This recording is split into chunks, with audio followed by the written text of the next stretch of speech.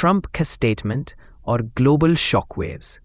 नमस्ते दोस्तों, आज हम दुनिया के उस जियोपॉलिटिक्स के मोड़ पर खड़े हैं जहां इतिहास खुद को दोहरा रहा है।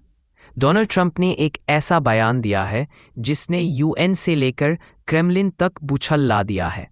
ट्रंप ने साफ कहा है कि वेनेजुएला पर अब अमेरिका का कंट्रोल होना चाहिए। लेकिन क्या ये सिर्फ एक बयान है या फिर ये एक बड़े मिलिट्री ऑपरेशन की शुरुआत है? दोस्तों, वेनेजुएला दुनिया का वो देश है जिसके पास सोने का भंडार है और तेल ऑयल का समुंदर, लेकिन आज वहां की जनता भूखी मर रही है। ट्रंप का कहना है कि जब मैडुरो ने वहां की वेल्थ को बर्बाद किया तब अमेरिका चुप नहीं बैठेगा। उन्होंने कहा, "we built that country and we will take it back." इसका मतलब क्या है? क्या अमेरिका वहां की जमीन पर कब्जा करेगा या वहां की सरकार बदलेगा? आज के इस 40 मिनट के मेगा एनालिसिस में हम एक एक परत खोलेंगे। हम बात करेंगे मॉनरो डॉक्ट्रिन की, हम बात करेंगे ऑयल लॉबी की, और हम बात करेंगे उस खुफिया प्लान की जो वॉशिंगटन के बंद कमरों में तैयार हुआ है। वेनेजुएला का इतिहास और अमेरिका से दुश्मनी। कॉन्टेक्स्ट: हुगो चावेज, मैडुरो और यूएसए के पुराने रिश्ते। दोस्तों, बात को समझने के लिए हमें थोड़ा पीछे जाना होगा। 1990s तक वेनेजुएला और अमेरिका बेस्ट फ्रेंड्स थे, लेकिन फिर एंट्री होती है हुगो चावेज की। चावेज ने सोशलिज्म का नारा दिया और कहा कि वेनेजुएला का तेल अमेरिका के लिए नहीं बल्कि वेनेजुएला के गरीबों के लिए है। उन्होंने अमेरिकन कंपनीज को बाहर निकाल दिया। यही वो वक्त था जब दुश्मनी की बुनियाद रखी गई। चावेज के बाद आए निकोलस मडुरो। मडुरो के दौर में वेनेजुएला की इकोनॉमी तबाह हो गई। इन्फ्लेशन, महंगाई इतनी बढ़ गई कि लोग कचरे से खाना ढूंढने लगे। अमेरिका ने इसका फायदा उठाया और सैंक्शंस, पाबंदियां लगा दी। ट्रंप का लॉजिक सिंपल है। वो कहते हैं कि वेनेजुएला का तेल अमेरिकन प्रॉपर्टी है क्योंकि अमेरिकन टेक्नोलॉजी ने ही यूज निकाला था।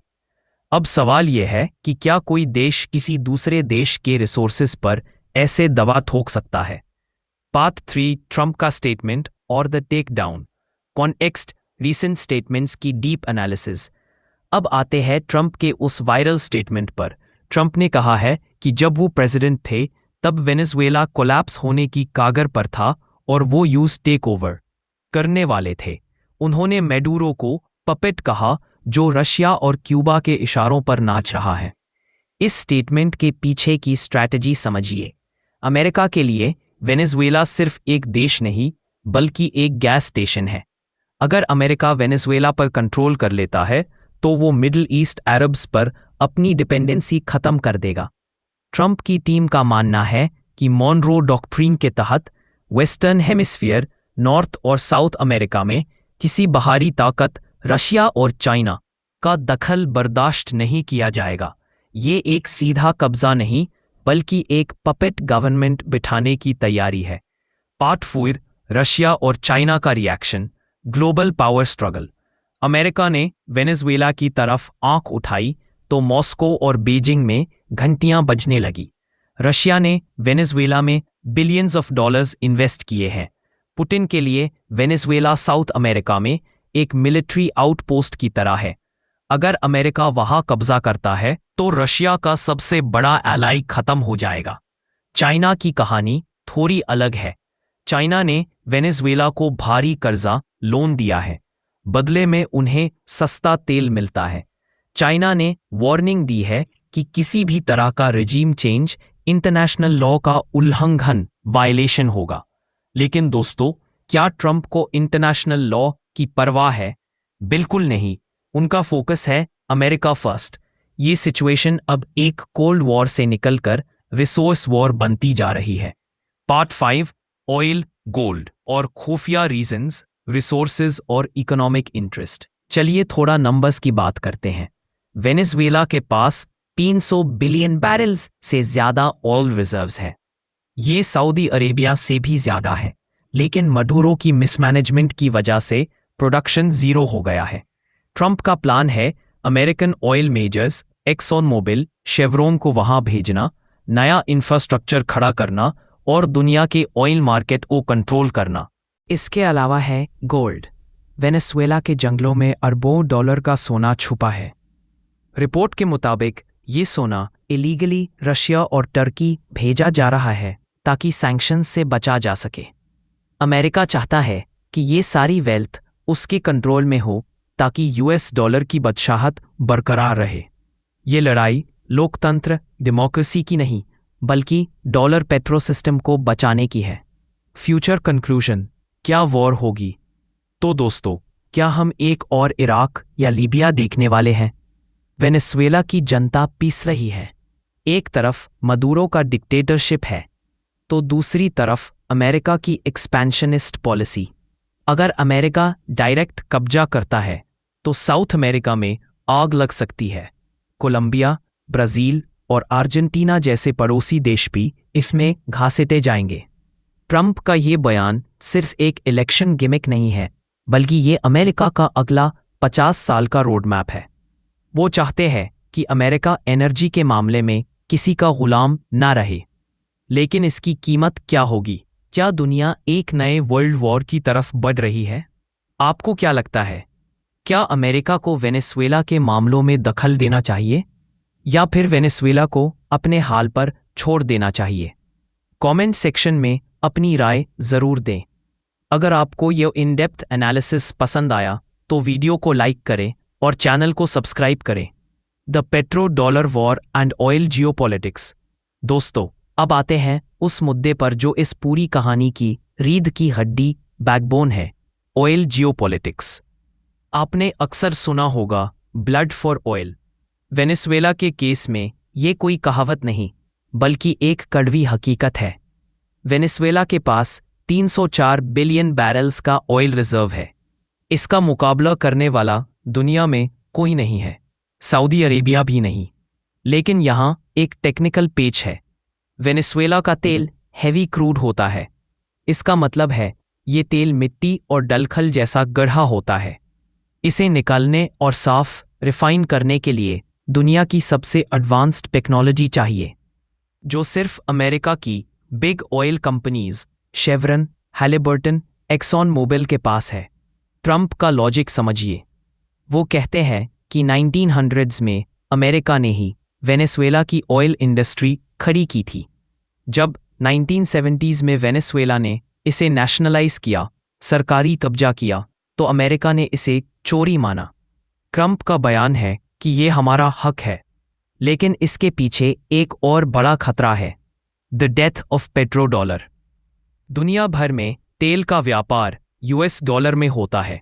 अगर वेनेजुएला अपना तेल रशिया या चाइना को उनकी करेंसी युआन या रूबल में बेचना शुरू कर दे तो डॉलर की वैल्यू गिर जाएगी। अमेरिका ये कभी होने नहीं देगा। वेनेजुएला पर कब्जा करने का मतलब है दुनिया के सबसे बड़े एनर्जी टैप पर अपना हाथ रखना। जब अमेरिका चाहेगा, तेल की सप्लाई बढ़ा देगा और रशिया की इकोनॉमी, जो तेल पर टिकी है, को तबाह कर देगा। ये सिर्फ वेनेजुएला की लड़ाई नहीं है, ये ग्लोबल इकोनॉमिक हेजेमनी की लड़ाई है। Extended part 6, the military strategy, the decapitation strike. अब बात करते हैं सबसे सनसैनिक हिस्से की, मिलिट्री स्ट्रैटेजी। अगर अमेरिका वेनेजुएला पर कब्जा करता है तो वो कैसे होगा? क्या ये अफगानिस्तान की तरह 20 साल की लंबी जंग होगी? मिलिट्री एक्सपर्ट्स इसे डीकैपिटेशन स्ट्राइक, सर कलम करने वाली रणनीति कहते हैं। ट्रंप का प्लान बूट ऑन ग्राउंड, फौजी जमीन पर उतरना से ज्यादा सर्जिकल हो सकता है। Air and sea blockade. सबसे पहले अमेरिका वेनेजुएला के समुद्री रास्तों को ब्लॉक करेगा। उनके नेवल डिस्ट्रॉयर्स कैरेबियन सी में खड़े हो जाएंगे ताकि ना कोई तेल बाहर जाए, ना कोई हथियार अंदर आए। Cyber warfare. हमले से पहले वेनेजुएला का पावर ग्रिड और कम्युनिकेशन सिस्टम ब्लैकआउट कर दिया जाएगा। याद कीजिए 2019 का वो वक्त जब वेनेजुएला में दिनों तक बिजली नहीं थी। एक्सपर्ट्स इसे यूएस का साइबर रिहर्सल मानते हैं। Special forces operation. ट्रंप की स्ट्रैटेजी है मदुरो को कैप्चर करना, ना कि पूरी जनता से लड़ना। सील टीम 6 या डेल्टा फोर्स जैसे यूनिट्स का इस्तेमाल करके हाई वैल्यू टारगेट्स को उठाया जाएगा। The proxies. अमेरिका खुद लड़ने के बजाय पड़ोसी देश कोलंबिया और गयाना की जमीन का इस्तेमाल कर सकता है। वेनेजुएला की अपनी आर्मी पाना में भी। इसके अलावा है गोल्ड। वेनेजुएला के जंगलों में अरबों डॉलर का सोना छुपा है। रिपोर्ट के मुताबिक ये सोना इलीगली रशिया और टर्की भेजा जा रहा है ताकि सैंक्शन से बचा जा सके। अमेरिका चाहता है कि यह सारी वेल्थ उसके कंट्रोल में हो ताकि यूएस डॉलर की बादशाहत बरकरार रहे। ये लड़ाई लोकतंत्र की नहीं बल्कि डॉलर पेट्रो सिस्टम को बचाने की है। फ्यूचर कंक्लूजन, क्या वॉर होगी? तो दोस्तों, क्या हम एक और इराक या लिबिया देखने वाले हैं? वेनेजुएला की जनता पिस रही है। एक तरफ मडूरो का डिक्टेटरशिप है तो दूसरी तरफ अमेरिका की एक्सपेंशनिस्ट पॉलिसी। अगर अमेरिका डायरेक्ट कब्जा करता है तो साउथ अमेरिका में आग लग सकती है। कोलंबिया, ब्राजील और अर्जेंटीना जैसे पड़ोसी देश भी इसमें घसीटे जाएंगे। ट्रंप का यह बयान सिर्फ एक इलेक्शन गिमिक नहीं है बल्कि यह अमेरिका का अगला 50 साल का रोड मैप है। वो चाहते हैं कि अमेरिका एनर्जी के मामले में किसी का गुलाम न रहे। लेकिन इसकी कीमत क्या होगी? क्या दुनिया एक नए वर्ल्ड वॉर की तरफ बढ़ रही है? आपको क्या लगता है? क्या अमेरिका को वेनेजुएला के मामलों में दखल देना चाहिए या फिर वेनेजुएला को अपने हाल पर छोड़ देना चाहिए? कमेंट सेक्शन में अपनी राय जरूर दें। अगर आपको ये इन डेप्थ एनालिसिस पसंद आया तो वीडियो को लाइक करें और चैनल को सब्सक्राइब करें। The petro dollar war and oil geopolitics. दोस्तों, अब आते हैं उस मुद्दे पर जो इस पूरी कहानी की रीढ़ की हड्डी। आपने अक्सर सुना होगा ब्लड फॉर ऑयल। वेनेजुएला के केस में ये कोई कहावत नहीं बल्कि एक कड़वी हकीकत है। वेनेजुएला के पास 304 बिलियन बैरल्स का ऑयल रिजर्व है। इसका मुकाबला करने वाला दुनिया में कोई नहीं है, सऊदी अरेबिया भी नहीं। लेकिन यहां एक टेक्निकल पेच है। वेनेजुएला का तेल हेवी क्रूड होता है। इसका मतलब है यह तेल मिट्टी और दालखल जैसा गदा होता है। इसे निकालने और साफ रिफाइन करने के लिए दुनिया की सबसे एडवांस्ड टेक्नोलॉजी चाहिए, जो सिर्फ अमेरिका की big oil companies Chevron, Halliburton, Exxon Mobil के पास है। ट्रंप का लॉजिक समझिए। वो कहते हैं कि 1900s में अमेरिका ने ही वेनेजुएला की ऑयल इंडस्ट्री खड़ी की थी। जब 1970 में वेनेजुएला ने इसे नेशनलाइज किया, सरकारी कब्जा किया, तो अमेरिका ने ही इसे चोरी माना। ट्रंप का बयान है कि ये हमारा हक है, लेकिन इसके पीछे एक और बड़ा खतरा है, the death of petro dollar. दुनिया भर में तेल का व्यापार यूएस डॉलर में होता है। अगर वेनेजुएला अपना तेल रशिया या चाइना को उनकी करेंसी युआन या रूबल में बेचना शुरू कर दे तो डॉलर की वैल्यू गिर जाएगी। अमेरिका ये कभी होने नहीं देगा। वेनेजुएला पर कब्जा करने का मतलब है दुनिया के सबसे बड़े एनर्जी टैप पर अपना हाथ रखना। जब अमेरिका चाहेगा तेल की सप्लाई बढ़ा देगा और रशिया की इकोनॉमी जो तेल पर टिकी है को तबाह कर देगा। यह सिर्फ वेनेजुएला की लड़ाई नहीं है, ये ग्लोबल इकोनॉमिक हेजेमनी की लड़ाई है। Extended part 6, the military strategy, the decapitation strike. अब बात करते हैं सबसे सनसनीखेज हिस्से की, मिलिट्री स्ट्रैटेजी। अगर अमेरिका वेनेजुएला पर कब्जा करता है तो वो कैसे होगा? क्या ये अफगानिस्तान की तरह 20 साल की लंबी जंग होगी? मिलिट्री एक्सपर्ट्स इसे डीकैपिटेशन स्ट्राइक, सर कलम करने वाली रणनीति कहते हैं।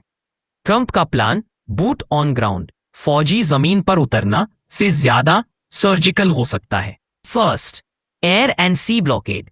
सबसे पहले अमेरिका वेनेजुएला के समुद्री रास्तों को ब्लॉक करेगा। उनके नेवल डिस्ट्रॉयर्स कैरिबियन सी में खड़े हो जाएंगे ताकि ना कोई तेल बाहर जाए, ना कोई हथियार अंदर आए। Cyber warfare. हमले से पहले वेनेजुएला का पावर ग्रिड और कम्युनिकेशन सिस्टम ब्लैकआउट कर दिया जाएगा। याद कीजिए 2019 का वो वक्त जब वेनेजुएला में दिनों तक बिजली नहीं थी। एक्सपर्ट्स इसे यूएस का साइबर रिहर्सल मानते हैं। Special forces operation. ट्रंप की स्ट्रैटेजी है मडूरो को कैप्चर करना, ना कि पूरी जनता से लड़ना। C-36 या डेल्टा फोर्स जैसे यूनिट्स का इस्तेमाल करके हाई वैल्यू टारगेट्स को उठाया जाएगा। अमेरिका खुद लड़ने के बजाय पड़ोसी देश कोलंबिया और गयाना की जमीन का इस्तेमाल कर सकता है। वेनेजुएला की अपनी आर्मी पन्ना में भी। बहुत से लोग मदुरो से नाराज हैं। अमेरिका उन्हें ट्रांजिशन के लिए फंड करेगा। लेकिन दोस्तों, यहाँ एक बड़ा बट है। वेनेजुएला के जंगल और पहाड़ गेरिल्ला वॉरफेयर के लिए परफेक्ट हैं। अगर रशिया ने वहाँ अपने वैगनर ग्रुप या S-400 मिसाइल सिस्टम एक्टिव कर दिए तो ये अमेरिका के लिए एक वियतनाम जैसा दलदल बन सकता है। ट्रंप को पता है कि उनके वोटर एक और लंबी जंग नहीं चाहते, इसलिए वो क्विक एंड क्लीन ऑपरेशन की बात कर रहे हैं। The China Russia shadow. इस स्ट्रैटेजी में सबसे बड़ा ऑब्स्टिकल रुकावट है चाइना का डेट ट्रैप और रशिया का वीटो। चाइना ने वेनेजुएला को $60 बिलियन से ज्यादा का कर्जा दिया है। बदले में चाइना ने वेनेजुएला की ऑयल माइंस को कोलैटरल गिरवी रखा है। अगर अमेरिका कब्जा करता है तो चाइना का ये सारा पैसा डूब जाएगा। क्या चाइना अपना नुकसान चुपचाप देखेगा? बिल्कुल नहीं। रशिया ने तो अपने Tu-160 न्यूक्लियर बॉम्बर्स तक वेनेजुएला भेज दिए थे। ये अमेरिका के लिए एक क्यूबन मिसाइल क्राइसिस 2.0 जैसी सिचुएशन है। ट्रंप का बयान दरअसल पुतिन और शी जिनपिंग को एक वार्निंग है। इस इलाके से दूर रहो, ये हमारा बैकयार्ड है। Conclusion, the new world order. तो दोस्तों, कंक्लूजन ये है कि वेनेजुएला अब एक देश नहीं बल्कि एक जियोपॉलिटिकल चेसबोर्ड बन गया है। एक तरफ ट्रंप की बिजनेस माइंडेड अप्रोच है जो रिसोर्सेस पर कब्जा चाहती है, और दूसरी तरफ पुरानी दुनिया का ऑर्डर है जो सॉवरेनिटी प्रभुसत्ता की बात करता है। क्या 2026 में हम एक नया मैप देखेंगे? क्या Venezuela United states of Venezuela बन जाएगा? ये सवाल सिर्फ एक देश का नहीं बल्कि आने वाली सदी सेंचुरी की शांति का है।